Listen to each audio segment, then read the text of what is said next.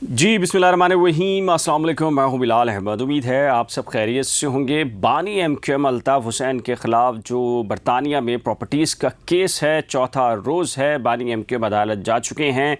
Doctor Farooq Sattar, Wasim Akhtar, Nadeem Nusrat और अमीनुल हक के बयानात कलमबंद हो चुके हैं। कहा यह जा रहा है कि पहला मरहला करीब पहुँच चुका है और क्लोज़ होने की तरफ है। वो क्या है? फिर नदीम नुसरत ने एक बड़ा बयान दिया है। उन्होंने ये कहा है कि एमक्यूएम लंदन और एमक्यूएम पाकिस्तान को इस मामले को अदालत नहीं लेकर आना चाहिए था। फिर साथ ये भी कहा कि अगर एमक्यूएम पाकिस्तान ये केस जीत जाती है तो वो ये नहीं समझते कि जो कुछ भी यानी कि 3.25 अरब रुपए हैं अगर एमक्यूएम पाकिस्तान को मिल जाते हैं तो वो ईमानदारी के साथ गरीबों, मुस्तहकीन और जो शोहदा हैं एमक्यूएम पाकिस्तान के, उनमें ईमानदारी के साथ ये रकम तकसीम करेगी। क्या मामला है? और जो 4 बड़ी गवाहियाँ सामने आई हैं, डॉक्टर फ़ारूक सत्तार, वसीम अख्तर, नदीम नुसरत और अमीनुल हक, जो कि ख़ुद बराह रास्त कंप्लेनेंट या पटिशनर हैं। अब पहला मरहला क्या है, फिर उसके बाद सेकंड जो मरहला आएगा वो क्या होगा, वो कितनी अहमियत का हामिल है, तो मैं आपको कुछ तफसीलात आपके सामने रख देता हूँ।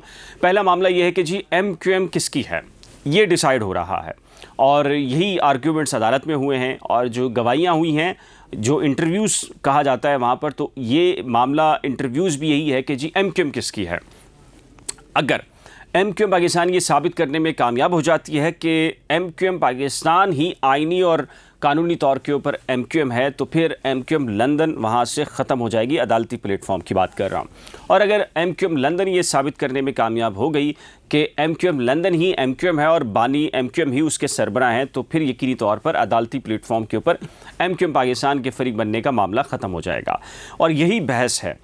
और जो एमक्यूएम लंदन या फिर एमक्यूएम पाकिस्तान के वकील या फिर जितने भी इंटरव्यूज़ हुए हैं, डॉक्टर फ़ारूक सत्तार हों, अमीनुल हक हों, वसीम अख्तर हों, इन सब से यही पूछा गया है कि आप हमें ये बताइए कि एमक्यूएम कौन सी है। ख़ासकर कहा यह जाता है कि वसीम अख्तर से भी यही सवालात किए गए और उनसे ये पूछा गया और कहने वाले कहते हैं कि जी बेशतर जो इंटरव्यूज़ थे उनमें यही कहा गया कि जी आई डोंट नो। ख़ासकर 2015 का जो आइन है वो तस्लीम किया है वसीम अख्तर ने कि जो आइन बनाया था वो बानी एमक्यूएम के कहने पे बनाया था, लेकिन 2016 के बाद जो एमक्यूएम नई एमक्यूएम मार्ज़ वजूद में आई और उसका आइन किसने बनाया और कैसे बना और उसकी कानूनी पोजीशन, तो उसके हवाले से अभी भी अबहाम पर मबनी जो कहा जा सकता था कि कुछ इस टेक्निकल तरीके से सवालात पूछे गए थे कि ये साबित हो जाए कि एमक्यूएम क्या है, उसमें बेशतर तौर के ऊपर जो इंटरव्यूज़ थे उसमें आई डोंट नो के अल्फाज का चुनाव किया गया। एक साहब मुझसे पूछ रहे थे ये ऐसा क्यों ज़्यादातर होता है या हुआ है इस केस के अंदर, तो जाहिर है कि ये उनकी अपनी तरफ से नहीं है। जो लगता है कि जी जो सवाल और जो पूछा गया है वो अगेंस्ट जा सकता है, तो उसमें जो लीगल टीम होती है वही एडवाइस करती है कि आई डोंट नो का वर्ड ज़्यादा बेहतर रहता है बजाय इसके कि आप हाँ कहें। हाँ कहते हैं तो समटाइम फंसते हैं और ना कहते हैं तब भी समटाइम फंसते हैं, लेकिन आई डोंट नो अगर कह दें तो उससे फिर आपके बचने के चांसेस अच्छे खासे होते हैं। तो जो एमक्यूएम किसकी है ये अब ज़ाहिर है कि एक मामला डिसाइड हो रहा है। जो चौथा रोज़ है, 3 रोज़ में ये 4 बड़ी गवाहियाँ आई हैं, तो इसके अंदर अब तक यही मामला डिस्कस किया गया है अदालत के अंदर और इंटरव्यू के अंदर यही नुकात को उठाया गया है। अब एमक्यूएम जो पाकिस्तान है और उसकी जो क़यादत है वो यही कहते हैं कि जी एमक्यूएम पाकिस्तान ही असल में एमक्यूएम है और बानी एमक्यूएम अब एमक्यूएम में नहीं रहे। और डॉक्टर फ़ारूक सत्तार हों, वसीम अख्तर हों, इन सब ने भी ये कहा है कि चूँकि 22 अगस्त 2016 के बाद बानी एमक्यूएम ने ख़ुद ये कह लिया था कि वो सियासत से किनारा कशी अख्तियार कर रहे हैं, तो और वो किनारा कशी अख्तियार कर ली थी, तो उसके बाद एक नई एमक्यूएम बनाई गई जिसके नया आइन है, नया मुसव्विदा है और उसके तहत जो है वो बानी एमक्यूएम अब एमक्यूएम का पार्ट नहीं है। जब एमक्यूएम का पार्ट नहीं है तो फिर ज़ाहिर है कि इन 7 जो प्रॉपर्टीज़ हैं बरतानिया के अंदर 3.25 अरब रुपए की, तो उस पर उनका कोई हक़ नहीं है। और उनका कोई हक़ नहीं है तो इसका मतलब यह है कि ये सारी की सारी प्रॉपर्टीज़ एमक्यूएम पाकिस्तान की हैं, तो लिहाजा एमक्यूएम पाकिस्तान को दी जाए। तो ये एक पहला मरहला है जो कि तकरीबन कहा जाता है तकरीबन कंप्लीट होने को है। कोर्ट ने ये तय करना है कि इसमें जो एमक्यूएम है उसकी कानूनी पोजीशन कौन से वाली एमक्यूएम की क्या है।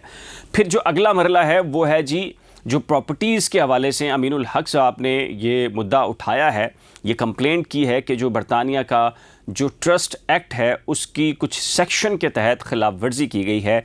वो सेक्शन ये कहता है कि अगर ट्रस्ट बनाकर और उसके तहत अगर प्रॉपर्टीज़ ख़रीदी जाती हैं और उसकी कोई ख़िलाफ़ वर्जी होती है, प्रॉपर्टीज़ ट्रस्ट मीन ये कि अगर ट्रस्ट की प्रॉपर्टीज़ होंगी तो वो गरीब, मुस्तहकीन, गुरबा या पार्टीज़ के शोहदा या इस किस्म की जो कैटेगरीज़ होती हैं उनमें ही वो रकम इस्तेमाल की जा सकती है।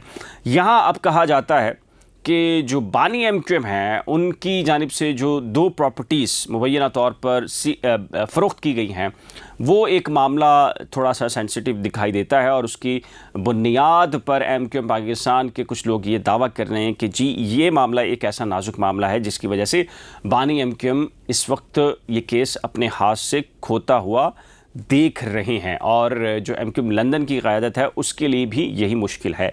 क्योंकि अब अगर बरतानिया का ट्रस्ट एक्ट है और उसके मुताबिक ये है कि जी रकम किराया भी अगर किसी बिल्डिंग से आएगा ट्रस्ट की प्रॉपर्टी का तो वो मुस्तहकीन में तकसीम होगा। तो अब अगर वो रकम कहीं और इस्तेमाल हुई है तो एमक्यूएम पाकिस्तान का ये क्लेम है कि ये खिलाफ वर्जी की गई है बरतानिया की। अब इस सारे मामले को किस नज़र से देखा है नदीम नुसरत ने? नदीम नुसरत ने आज एक इंटरव्यू दिया है और मैं आपको पढ़ के बताता हूँ। उन्होंने ये कहा है और एक बरतानिया के एक नशियाती इदारे हैं, उन्होंने लिखा ऐसे है कि मुत्तहदा कौमी मूवमेंट एमक्यूएम पाकिस्तान के साबिक कन्वीनियर और उसके बानी अल्ताफ़ हुसैन के दौर के चीफ़ लेफ्टिनेंट नदीम नुसरत ने कहा है कि एमक्यूएम पाकिस्तान की अलहदगी पसंद क़यादत को लंदन हाई कोर्ट में पार्टी के बानी के ख़िलाफ़ 7 जायदादों का केस कभी नहीं लाना चाहिए था। उन्होंने ये क्यों कहा है और ज़ाहिर है कि वो भी ये समझते हैं कि इस मामले को अदालत से बाहर बैठकर हल किया जा सकता था, लेकिन ऐसा नहीं किया गया और अदालत लेकर आया।